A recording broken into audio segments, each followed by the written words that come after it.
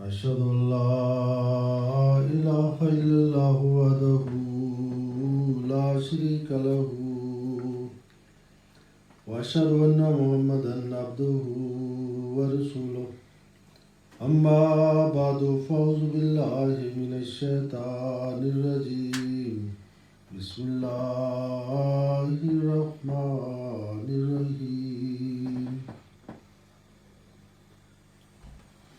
Kada dolazi Božji poslanik u jedno mjesto, tamo ljudi, oni služi prije toga Božje kazna. Pošto oni zaboravi Boga i idu na stran put, ali Božja milost zahtjeva da se samiluju sa ovim ljudima. I onda Božja milost dolazi poput Božje poslanika. I Božji poslanik dolazi sa Božje blagodati, sa Božje milosti i onda on prenesi svoj poruka, on kaže Allah mene pratio za vas i ako želite da imate dobrota, ako želite da dobite spas, ako želite da bolje živite, onda treba da mene sledite. Onda plako počne neka podjelba među ljudima. Kur'an kaže prvo oni budu jednaki šta se tiče sa grijeha. Znači, oni živi griješan život i svi budu kao jedna zajednica. Ali kada dolazi Božji poslanik, onda počne da bude jedna podjelba. Znači, jedan dio među ovih stanovnika prihvati svog poslanika, a većina dio oni odbijaju. Oni koji prihvati, iako onda oni završi ovu dužnost, iako oni radi prema tome što su obećali, onda oni dobijaju Božju blagodat. Ako građani odbijaju taj poruka i onda Allah kaže u redu, ja sam vas pružio ovu milost i pošto vi ste odbili i sada ja ću ponuditi ovu milost kod drugih ljudi. Ovo drugi, oni će bolje uzeti ovo Božje poruka, oni bolje shvatiti, oni bolje raditi prema tome. Časni poslanik sallallahu alejhi ve sellem, on pojavio u Mekka i većina ljudi, oni su odbili. I onda Allah naredio da muslimani treba da napusti Mekka i iseli na drugo mjesto, Medina. I ovi stanovnici iz Medina, oni su prihvatili časni poslanik sallallahu alejhi ve sellem. I onda mi smo svjedoci koliko oni su bili lojalni, koliko oni su bili predani. Kada muslimani su otišli kod njih, oni su pola svoje manija podijelili sa muslimanima. I onda Božja milost oni su uzeli i Makalije oni su ostali lešeni. A poslije toga muslimani su borili i branili islam i u 8. godine poslije hidžre poslanik sallallahu alejhi ve sellem živio 10 godine nakon hidžra. 13 godina poslanstvo on boravio u Mekka i 10 godina, zadnjih 10 godina u Medina. 8. godine, znači baš pred smrt, muslimani su dobili pobjeda nad Mekka. I tamo neki omladine i poslanik sallallahu alejhi ve sellem kada dobio neka bogatstvo, on podijelio ovo bogatstvo među nekim novi muslimanima, a za stari muslimani on nije podijelio. Neki od ovi, i to su bili iz Medina ovi ljudi, kome on nije dao, ali od ovo oni su zove Ansari Medina, znači oni muslimani koji su bili stanovnici Medina. Neki omladine oni su rekli da je naši mačevi su borili za islam, kroz nas mi smo otekli krv, ali sada kada je časni poslanik dobio bogatstvo, on to dijelio među svoje ljudi i nije nama dao. I časni poslanik sallallahu alejhi ve sellem kada je slušao o tome, onda on pravio jedan sastanak i zvao svi ljudi iz Medina, ovi koji su ovi Ansari, isto nazvao par ovi veliki poznati muslimani kao Hazret Abu Bakr, Umar, Usman ili tako ovi poznati, i pravio jedan sastanak. I časni poslanik sallallahu alejhi ve sellem pitao da ja sam čuo da neki među vas ovako su pričali da je naši mačevi su branili islam i tekao krv i sada kada je poslanik primio bogatstvo, on podijelio na drugi ljudima, nama nije dao. I onda oni su rekli koji su bili stari, o Božji poslaniče, jeste, neki mladi tako su govorili. I ako, na primjer, bude pitanje sada, ako bi neko tako pričao i onda kada vidi da je ovo je opasno šta su rekli i neko pita, ljudi bi rekli nije tako rekao, nije niko rekao, možda vi ste pogrešno slušali. Ali oni muslimani opet su bili jači u vjerovanju. Oni nisu rekli da nije niko rekao, nego rekli su jeste neko rekao, ali ovi su mladi nisu rekli, ali su oni su pogrešili. I časni poslanik sallallahu alejhi ve sellem onda nije dao jedan odgovor. I to se pokazuje kada jedan dio od jedan narod oni pogreši, onda posljedice pogodi svakome. I časni poslanik sallallahu alejhi ve sellem bio mnogo tužan. I onda on rekao, o Ansari Medina,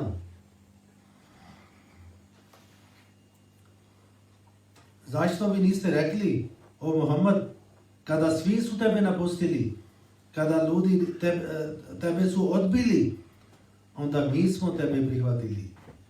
Kada niko tebe prihvatio, onda tvoja poruka stigao do nas, onda mi smo tebe prihvatili. I ovo što ste sada rekli, i znači ovo bio neka uvrijeda kao na časni poslanik, što je oni su kao napadali kao da je pogrešno podijelio. I onda poslanik sallallahu alejhi ve sellem rekao, vidite, da li vama nije drago da danas ljudi idu sa bogatstvom, neko nosi koza, neko nosi ovo životinja, neko nosi ovo, idu kod kuće i vrati kod kuće sa ovo bogatstvom. I vi vratite svoje kuće sa časni poslanik. Da li ovo je bolje? I ovi Ansari, svi su plakali tada, kada je časni poslanik držio govor. Onda poslanik rekao, sada na ovom svijetu nema nagrada za vas. Ovo što ste služili za islam, što ste borili za islam, pošto sada jedan dio od vas su optužili poslanik i onda na ovom svijetu nema nagrada, naknada za vaš dijela, to ćete dobiti poslije smrti. Onda istorija pokazuje, među muslimanima su bili mnogo kraljevi, mnogi narod, mnogi nacije, neki robovi su bili kraljevi, ali ovi Ansari Medina, među njima nije imao niko koji je bio neki kao kralj u islamu. Nije dobio. Vidite to, ponekad čovjek pogreši, onda ide.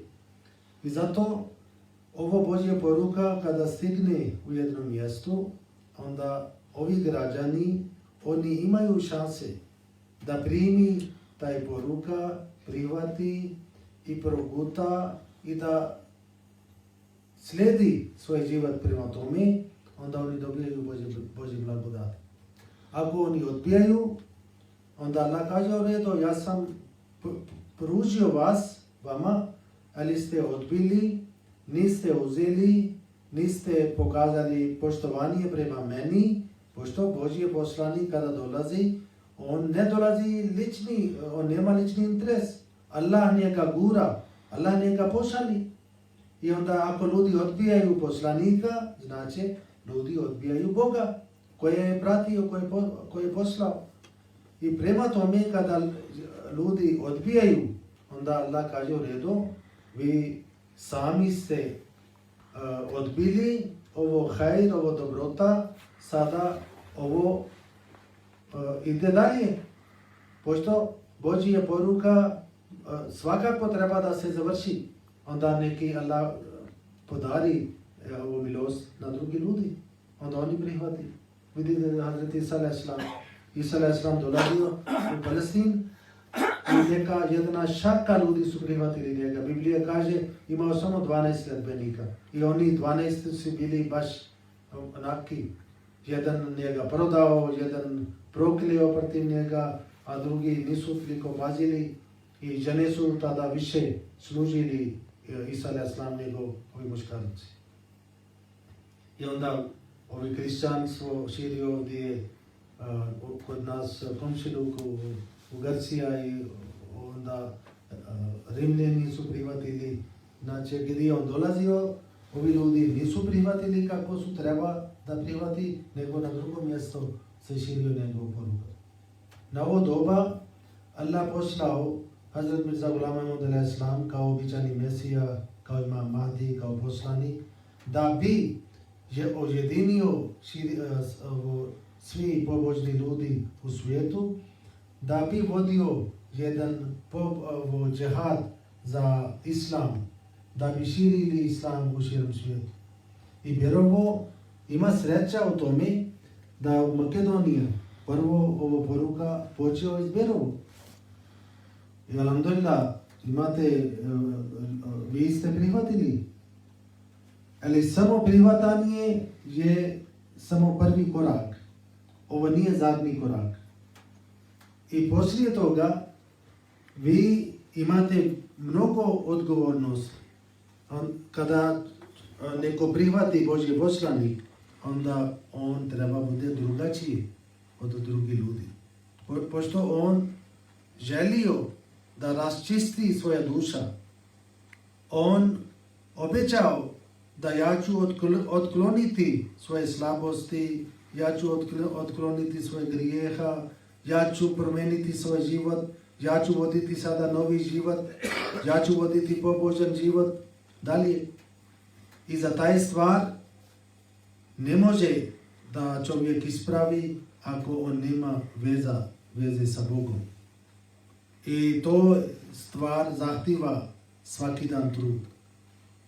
Na primjer, čovjek da bi ostao živ, svaki dan on jede, kada ostane ujutros, on jede doručak, onda kafa, onda cijeli dan ručak, onda večer i nekoliko puta pije voda, čaj, da bi preživio.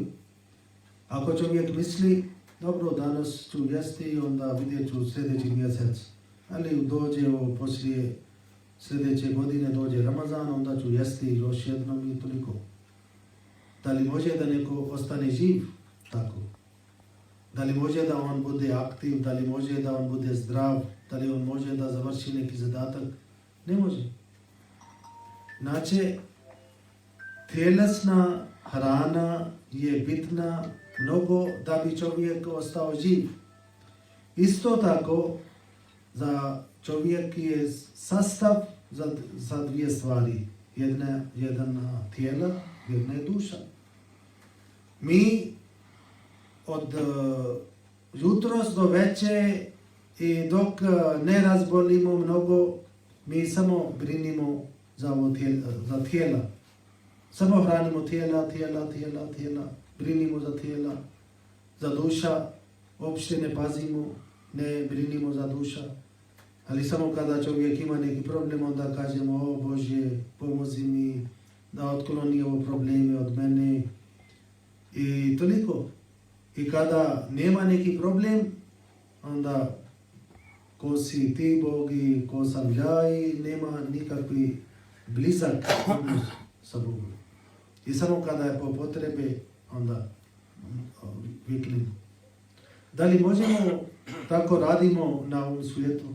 Da li može da imamo neki prijatelji, a mi ne družimo sa njim nikad i poslije godina dana ili poslije par godine kada imamo neki problem, onda tražimo od njega zajem i on možda ne bi dao ni 500 dinar, pošto on više vas ne zna kakvi ste. I ako imate blizak odnos sa prijatelji, onda on možda bi dao život za vas. Ali kada vi njega samo koristite, kada je vam potrebno, kada nije potrebno, onda zaboravite, onda on će gledati jedan, dva, par puta, onda kasnije on će reći čao. I kako je moguće da mi molimo Boga samo par puta tokom godina dana, a ostali cijeli dan mi obožavamo sebe, mi obožavamo porodica, mi obožavamo svoje gazda kod koga mi radimo i njega mi učinimo kao on je gospodar. Ovo je koji je istinski gospodar, njega mi uopšte ne poznamo. Pošto ako znamo, ako vjerujemo, onda treba da mi slijedimo njegove naredbe, treba da mi idemo blizu za njega, treba da mi bi napadali na sađda, obožavali i mi bi njemu poklonili naša molitva, naš namaz, da bi on bude zadovoljan, da bi on počne da nas voli. Neki ljudi misli, ako mi ne obožavamo, možda nešto fali kod Boga. A šta će biti onda nije kao ovo trgovino, ako ne dođu ove mušterije, onda radnika ili gazda onda brini šta je sada, nismo zaradili danas. To nije slučaj sa Bog. On nije kao mušterija da samo čeka možda danas ovo Ilijas možda dođe danas za molitva, ako nije dolazio danas, onda šta će biti, ali onda čeka puno sam zagubio, danas on nije dolazio. Tahir je dobar čovjek, Bog misli Tahir šta je tebe? Ti si dolazio prije mjesec dana, onda sada ne dođeš, onda kako bi ja vodio svoje kraljestvo, fali kod mene, da li može tako? Ne, njemu ne fali ništa. Ako ne obožavamo, mi prepadamo, mi izgubimo. Kod Allah ništa ne fali. I zato to treba da imamo na Namaz je duhovna hrana za naše duše. Namaz nije poslije 7 dana ili mjesec dana ili poslije kada dolazi Ramazan. Kako mi svaki dan jedemo da preživimo. Molitva je ista stvar da jedan vjernik ne smije da ostane živ bez molitva. I zato vidite, za molitva Kur'an kaže, ako ratujete, ne smije da napustite namaz. Osim ako je čovjek u nesvijest, onda on je slobodan, nema namaz.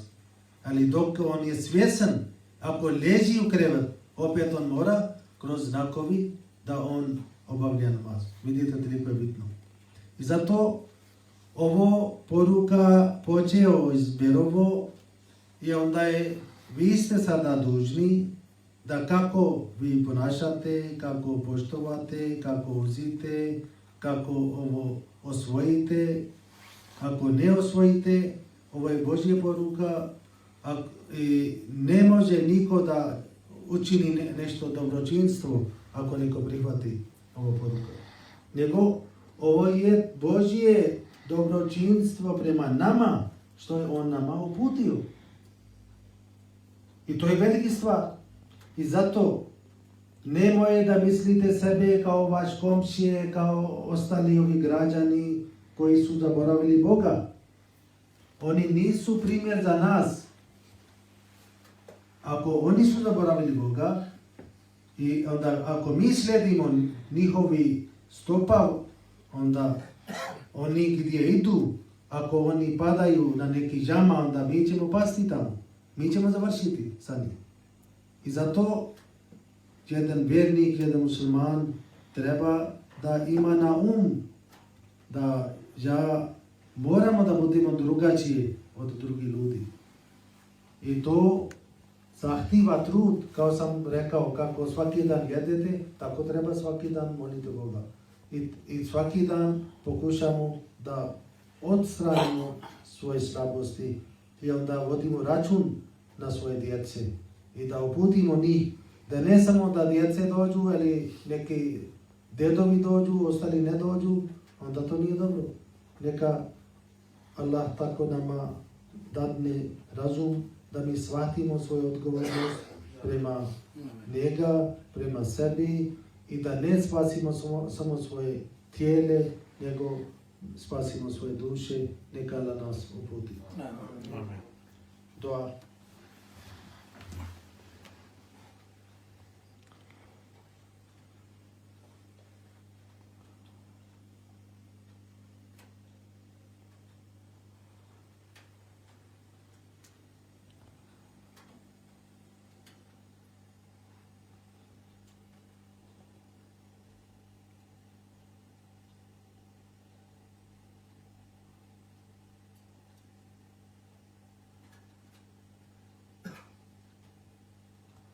Amin.